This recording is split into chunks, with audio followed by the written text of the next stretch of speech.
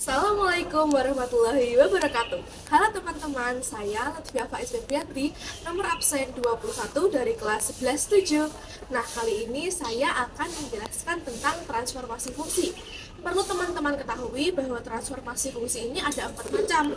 Yang pertama yaitu translasi, yang kedua refleksi, yang ketiga dilatasi, dan yang terakhir adalah rotasi. Nah, kita akan membahas tentang pengertiannya serta contoh soalnya. Ayo kita simak video berikut ini. Halo semuanya, jadi kali ini aku ingin membahas tentang transformasi fungsi. Nah, apa sih transformasi fungsi itu?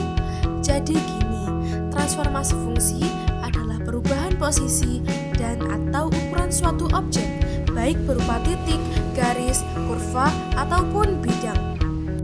Selanjutnya, transformasi fungsi ini dibagi menjadi 4 bagian. Yang pertama ada translasi, kemudian yang kedua ada refleksi, yang ketiga yaitu dilatasi, dan yang terakhir adalah rotasi. Translasi merupakan sebuah pergeseran, kemudian refleksi adalah sebuah pencerminan dari suatu titik maupun bidang. Nah, kemudian dilatasi yaitu mengubah dengan mengalihkan, sedangkan rotasi yaitu mengubah dengan cara memutar. Selanjutnya, ayo kita bahas satu persatu subbab dari transformasi fungsi ini. Yang pertama adalah translasi. Translasi adalah transformasi yang memindahkan titik-titik dengan arah dan jarak tertentu, atau biasa disebut pergeseran.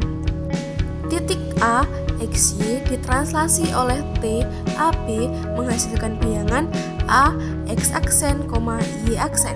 Ditulis dengan A, X, Y translasi oleh AB menghasilkan A aksen, yaitu X aksen, Y aksen. Kemudian bentuk matriksnya seperti yang teman-teman lihat di layar, dengan konstanta A adalah pergeseran secara horizontal dan B adalah pergeseran secara vertikal. Kemudian kita masuk ke contoh soal. Terdapat titik A 3,2 ditranslasikan oleh T 0,3, maka bayangan titik A aksen adalah. Cara penyelesaiannya adalah X aksen, Y aksen sama dengan titik A 3,2 ditambah oleh translasi sebesar 0,3, maka menghasilkan 3,5. Maka A aksen sama dengan 3,5. Yang kedua, kita masuk bab refleksi. Refleksi adalah transformasi yang memindahkan tiap titik dengan menggunakan sifat bayangan oleh suatu cermin atau pencerminan. Suatu refleksi disimbolkan sebagai ma untuk A sebagai sumbu cermin. Kemudian ada sifat-sifat refleksi seperti yang tertera pada layar. Dan kemudian ada jenis refleksi, yaitu direfleksikan terhadap sumbu X dan direfleksikan terhadap sumbu Y. Kita masuk ke contoh soal, yaitu tentukan koordinat bayangan dari titik A 4,-2 direfleksikan terhadap sumbu X. Cara penyelesaiannya adalah sebagai berikut. Diketahui A sama dengan 4,-2, maka refleksinya adalah A sama dengan XY direfleksikan menjadi A aksen X min Y, maka A sama dengan 4,-2 direfleksikan menjadi A aksen 4 min dikali min 2. A aksen sama dengan 4,2.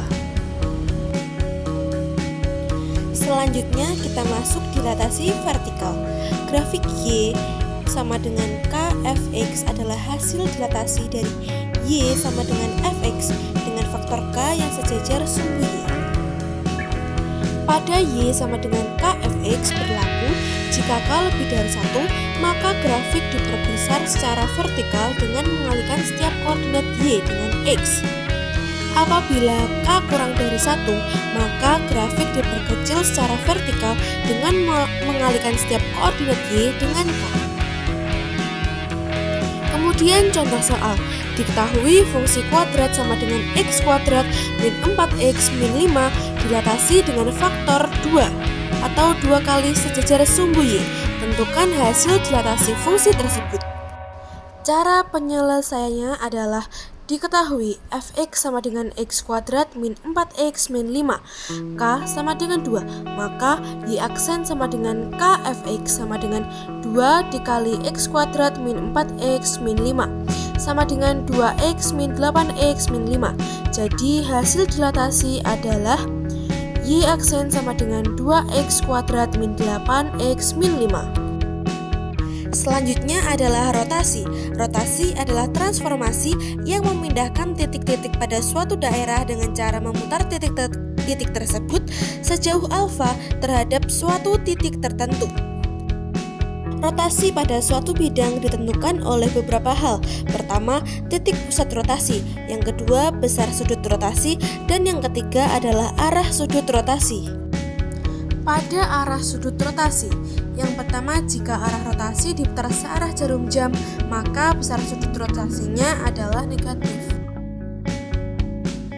Kemudian contoh soal, tentukan bayangan A jika diketahui titik A 3,2 yang dirotasikan terhadap sudut pusat 0,0 dan sudut 90 derajat berlawanan arah jarum jam.